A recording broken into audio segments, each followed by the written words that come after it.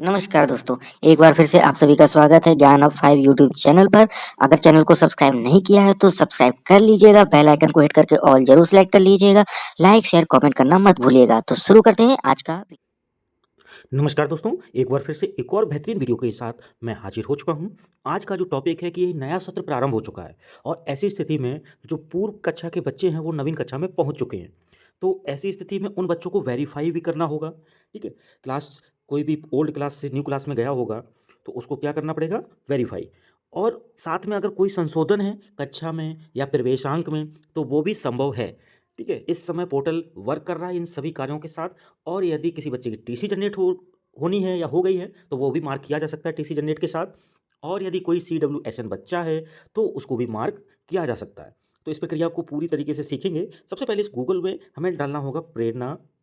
और यहाँ पे आप देख सकते हैं प्रेरणा यूपी इन लिख के आया है, इसी को क्लिक कर देंगे, सेलेक्ट कर लेंगे। यहाँ पे प्रेरणा लिखने के बाद ये सिलेक्ट किया, आप नीचे जाएंगे तो देख सकते हैं यहाँ पर आपको प्रेरणा UP.in ये एक वेबसाइट का लिंक मिलता है, इसको क्लिक करना है। जैसे ही इस लिंक को क्लिक करेंगे प्रोसेसिंग आगे बढ़ेगी और एक होम पेज खुलेगा प्रेरणा UP.in वेबसाइट का, जहाँ पर एक मैसेज भी आ रहा है नीचे, फैमिली आईडी एक परिवार। इसको क्रॉस कर देंगे, जो कि आपको क्रॉस ऑप्शन दिख रहा होगा। ठीक है, यहाँ पर क्रॉस कर दिया।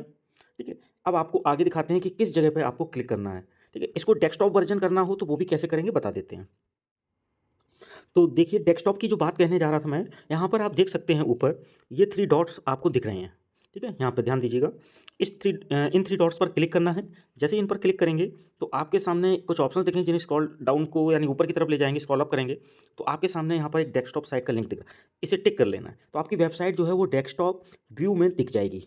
ठीक है, इस वेबसाइट को अगर डेस्कटॉप व्यू में देखना है तो आपको इस ऑप्शन को क्लिक कर देना है, जिससे कि वर्क जो भी होगा वो आसानी से प्रोसीड कर सकेंगे आगे की तरफ।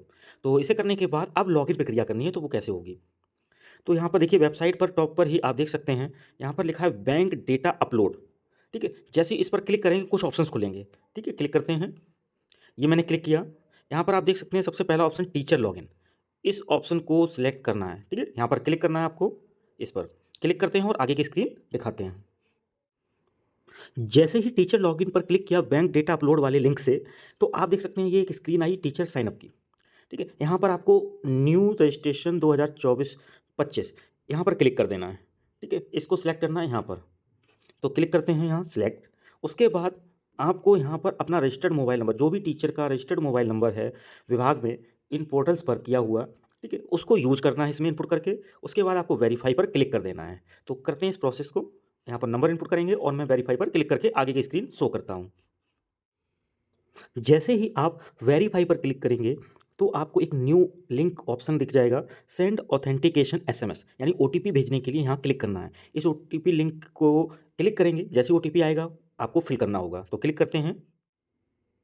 जैसे ही सेंड ऑथेंटिकेशन मैसेज पर क्लिक किया आपने वहाँ लिंक पर, तो आपके पास एक मैसेज स्क्रीन पर दिखेगा, authentication SMS send successfully on your mobile, means OTP आपके मोबाइल पर भेज दिया गया है सफलतापूर्वक। अब आप उसे देख लें उस कोड को इनपुट करने के लिए, तो यहाँ ओके पर क्लिक कर देंगे, जिससे कि अगली स्क्रीन OTP इनपुट करने के लिए आ जाएगी। तो क्लिक करते हैं और स्क्रीन शो करते हैं। तो अगली स्क्रीन जो है वो इस तरह है, जहाँ पर OTP का एक बॉक्स दिख रहा है फिल करने के लिए। यहाँ पर आप OTP फिल कर देंगे और लॉगिन प्रक्रिया पर क्लिक करेंगे, इस लॉगिन लिंक पर क्लिक करेंगे। तो इसको फिल करके लॉगिन पर क्लिक करके अगली स्क्रीन शो करते हैं। जैसे ही OTP फिल हो जाएगा और लॉगिन पर आप क्लिक कर देंगे तो अगली स्क्रीन पर एक मैसेज दिखेगा, do you want to continue login, यानी आप क्या लॉगिन की प्रक्रिया को जारी रखना चाहते हैं। तो यहाँ पर ओके पर क्लिक करना है और उसके बाद आपको अगली स्क्रीन दिखेगी, जो कि इस प्रकार होगी। तो स्क्रीन जो फर्स्ट स्क्रीन है आपकी प्रेरणा पोर्टल की, वो कुछ इस तरह है। देखिए, यहाँ पर जिसने भी लॉगिन किया होगा उसका नाम दिखेगा, जो मैंने हिडन किया हुआ है, छुपा कर रखा है। एक्चुअली प्राइवेसी के तौर पे डेटा ना दिखा के मैं आपको वर्क प्रोसेस में पूरी समझाना चाहता हूँ। बाकी देखिए, यहाँ पर कुछ सूचना इंडिकेट की गई है जिसे पढ़ना आवश्यक है, पढ़िए ध्यान से और इसको समझिए। और यदि इनमें किसी प्रकार की समस्या आ रही समझने में तो आप कमेंट बॉक्स में लिखिएगा, मैं आपको इसका एक्सप्लेन करते हुए उस पे आपकी समस्या को दूर करते हुए आपको रिप्लाई ज़रूर करूँगा। और अगर आप चाहते हैं कि जो भी स्टूडेंट का डेटा है वो प्रिंट करना हो, ठीक है, प्रिंट करते समय एक PDF प्रोसेस में सेव भी कर सकते हैं या फिर एक्सेल में एक्सपोर्ट करना वो डाटा, तो इस प्रक्रिया को आगे बढ़ा सकते हैं। अब इसको नीचे स्क्रॉल डाउन करते हैं और भी बहुत सारी सूचनाएँ आपके विद्यालय स्तर की दिखेंगी। तो स्क्रॉल डाउन करने के बाद जब नीचे आएंगे तो कुछ इन्फॉर्मेशन आपको दिखेगी, जहाँ पर हेडिंग है list of student details verify teacher, जहाँ पर डिस्ट्रिक्ट आपके स्कूल का, block, area type, school, UDISE code, school category, UDISE category, school management, session जो कि प्रेजेंट वाला है, टोटल स्टूडेंट कितने हैं। देखिए इसमें क्लास फर्स्ट के अगर कोई भी एडमिशन नहीं हुए हैं अभी तक तो वो हटाकर ही बताया गया होगा। और नंबर ऑफ वेरीफाइड स्टूडेंट जैसे अभी 0 है, इसका मतलब रिमेनिंग स्टूडेंट मेरे सेम होंगे टोटल स्टूडेंट की तरह। तो ये है डेटा। इस के बाद और भी डेटा नीचे होगा, तो इसे डिस्प्ले करते हैं नीचे का। जब नीचे और थोड़ा स्क्रॉल किया तो स्टूडेंट के आधार से जुड़ा हुआ एक टेबल फॉर्मेट आएगा जिसमें स्टूडेंट आधार वेरीफाइड, वो डेटा यहाँ होगा। स्टूडेंट आधार नॉट वेरीफाइड यहाँ पर, स्टूडेंट आधार नॉट अवेलेबल, उसकी काउंटिंग यहाँ पर होगी।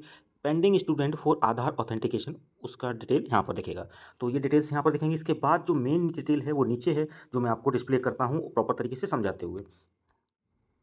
तो आप देख सकते हैं जैसे नीचे करेंगे तो यहाँ पर पहले आपको एसआर नंबर दिख जाएगा, सीरियल नंबर, एसआर नंबर नहीं, एसआर नंबर ये आपके विद्यालय का प्रवेशांक है यहाँ सेकंड नंबर पे, और स्टूडेंट का नाम जो कि प्रेरणा पोर्टल पर यहाँ डिस्प्ले हो रहा है, और जेंडर आपका। उसके बाद स्टूडेंट डीओबी यानी जन्म तिथि, प्रवेश तिथि, एडमिशन डेट, स्टूडेंट की क्लास। ये रिकॉर्ड्स यहाँ इस तरह से आपको दिख रहे होंगे सारे। इन डिटेल्स को आप एक बार अच्छे से जांच लेंगे। किसी भी प्रकार की डिटेल में अगर कोई संशोधन है, जैसे कि क्लास और उसके एसआर नंबर में, ठीक है, ये एसआर नंबर और इसके क्लास में, तो ये संशोधन के लिए ऑप्शन अवेलेबल हैं इस समय। तो इसके बाद अगर देखें साइड में और भी ऑप्शंस हैं, उनके बारे में बात करते हैं, और साथ में कौन कौन सी फैसिलिटी इस समय मिल रही हैं जो एक्शन लेने लायक हैं प्रक्रिया को आगे बढ़ाने के लिए, उन पर भी बात करते हैं। अब देखिए राइट साइड में बढ़े तो कुछ और फील्ड्स हैं डिटेल्स के साथ। Student unique number, father name as per Prerna portal, और मदर यानी माता का नाम। उसके बाद स्टूडेंट का एड्रेस, स्टूडेंट का नाम आधार के अनुसार, ठीक है। यहाँ प्रेरणा पोर्टल पर जो स्टूडेंट का नाम या फादर का नाम होता है वो हम लोग प्रवेश पंजिका के आधार पर यानी एसआर पंजिका के आधार पर इनपुट करते हैं, लेकिन यहाँ पर डिटेल्स जो दी गई साइड में वो आधार के हिसाब से भी दी गई, जैसे स्टूडेंट का नाम एज पर आधार। अब यहाँ पर स्टूडेंट का जो आधार स्टेटस है वो भी वेरीफाइड दिख रहा है, ठीक है। आगे और भी डिटेल्स हैं वो देखते हैं। अब देखिए स्टूडेंट का आधार स्टेटस तो वेरीफाइड मैंने बताया। उसके बाद गार्जियन का नेम, ठीक है, गार्जियन चेंज भी हो सकते हैं। गार्जियन आधार स्टेटस यानी उसका आधार वेरीफाइड हुआ है कि नहीं वो दिखेगा आपको। उसके बाद CWSN स्टूडेंट अकॉर्डिंग समर्थ, अगर समर्थ के अकॉर्डिंग वो CWSN स्टूडेंट है तो वो यहाँ पर मेंशन हो जाएगा। अभी ब्लैंक यानी CWSN कैटेगरी में नहीं है, तो जब नहीं है तो CWSN की डिटेल यहाँ पर ब्लैंक ब्लैंक है। आगे और भी डेटा है वो देखते हैं। अब देखिए जो मुख्य बिंदु है कि अब यहाँ पर आपको दिख रहा है कि वेरीफाई, यानी छात्र छात्रा को क्या करना है, वेरीफाई। अगर आपने पीछे की डिटेल्स में जहाँ पर आपने देख लिया कि उसकी जो नवीन कक्षा है वो सही है, ठीक है, न्यू क्लास जो है वो उसकी सही दिख रही है, कोई संशोधन नहीं है। अगर है तो आप संशोधन करना है, अगर तो आप एडिट क्लास का यूज़ कर सकते हैं। अगर सब कुछ सही है कोई दिक्कत नहीं, यानी आपको सही होने की स्थिति में छात्र छात्रा वेरीफाई करने पर क्लिक कर देना है, डिटेल सारी सही होने पर, और यदि वो आपके विद्यालय में ही पढ़ रहा है जो उसकी नवीन कक्षा दिख रही है तो आपको क्या करना है, छात्र छात्रा वेरीफाई पर क्लिक। जब हम इस पर क्लिक करेंगे तो जो अगली स्क्रीन है वो क्या दिखेगी, देखिएगा आप, एक मैसेज आएगा। इस मैसेज को देखिए, क्या छात्र छात्रा की जानकारी सही है, यदि हाँ तो ओके बटन पर क्लिक करें, अन्यथा कैंसिल पर क्लिक करें। मतलब अगर आपने जो जानकारी पढ़ ली है अगर वो बिल्कुल सही है तो ओके पर क्लिक कर दें और ये वेरीफाई के लिए प्रोसीड हो जाएगा और वेरीफाइड हो जाएगा। तो और अगर कोई दिक्कत है, डिटेल सही नहीं है, अगर आपको एक बार फिर वेरीफाई करनी हो तो आप इसे कैंसिल करके वापस आ सकते हैं, और साथ में आप इधर साइड का जो भी डाटा है बच्चे से जुड़ा हुआ वो एक बार फिर से रीचेक कर लें। उसमें किसी प्रकार का अगर संशोधन है तो उसे संशोधन कर लें, उसके बाद वेरीफाई के लिए आएँ, ठीक है। तो ये हो गया छात्र छात्रा का आधार वेरीफाई, वो छात्र छात्रा को वेरीफाई करें तो ध्यान रखें कि उसका संपूर्ण डाटा जब सही हो तभी वेरीफाई के लिए प्रक्रिया यहाँ से बढ़ाएं। अब बात कर लेते हैं कि टीसी जनरेट। देखिए टीसी जनरेट तभी की करेंगे जब वो बच्चा यहाँ से विद्यालय छोड़ दिया है। अभी मान लीजिए ये बच्चा यहाँ पर अगली कक्षा में तो आ गया, लेकिन अब वो अगली कक्षा छोड़कर कहीं दूसरे विद्यालय की तरफ जा रहा है, तो आप उसकी टीसी जनरेट यहाँ से कर देंगे। और टीसी जनरेट पर जैसे ही क्लिक करेंगे तो देखिए अगली स्क्रीन क्या आएगी।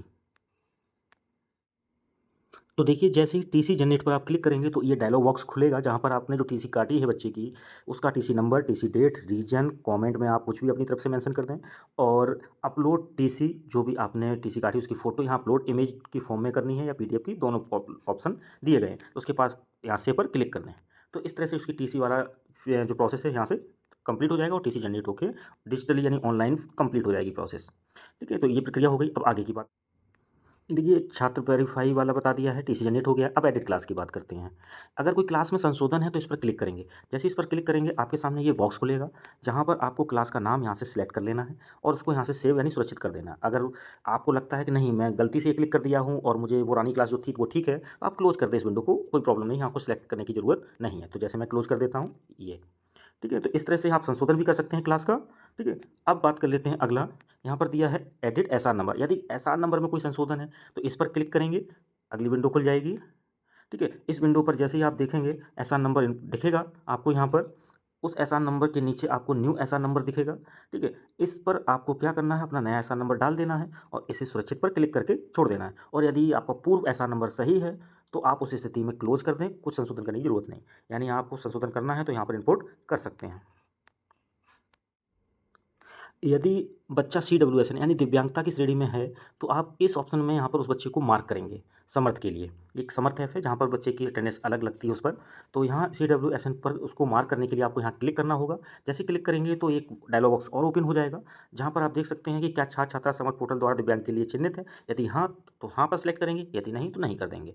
तो उसके बाद सुरक्षित कर लेंगे, ठीक है। तो इस तरह से ये समर्थ ऐप के लिए आपको CWSN मार्किंग स्टूडेंट की यहाँ पर करनी है। इस प्रक्रिया को आप ध्यानपूर्वक कीजिएगा, किसी प्रकार से कोई गलत जानकारी ना हो, सभी जानकारी एक तरह से सही हो, तब उसके बाद ही आप अपने क्लास के उस बच्चे का छात्र छात्रा यानी वेरीफाई प्रोसेस को आगे बढ़ाएं, ठीक है। इन चीज़ों को ध्यान रखें, ठीक है, तभी। और TC जनरेट का अपना अलग प्रोसेस है, तो वो तो आपको बता दिया है और बाकी चीज़ें आपको समझ आ चुकी होंगी। तो इस तरह से आपको प्रेरणा पोर्टल पर इस सत्र में ये कार्य करने हैं, जरूरी कार्य, इन्हें कर लीजिएगा। और किसी प्रकार की अगर समस्या आपको आ रही है तो आप कमेंट बॉक्स में लिखिएगा, मैं अपने स्तर से प्रयास करूँगा कि आपकी हर समस्या का समाधान कर सकूँ।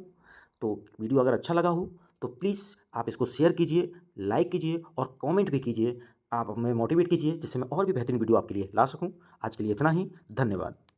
पूरा वीडियो देखने के लिए बहुत बहुत धन्यवाद। चैनल को सब्सक्राइब कर लीजिएगा, वीडियो को लाइक शेयर और कमेंट जरूर कीजिएगा। मिलते हैं अगले वीडियो में। धन्यवाद।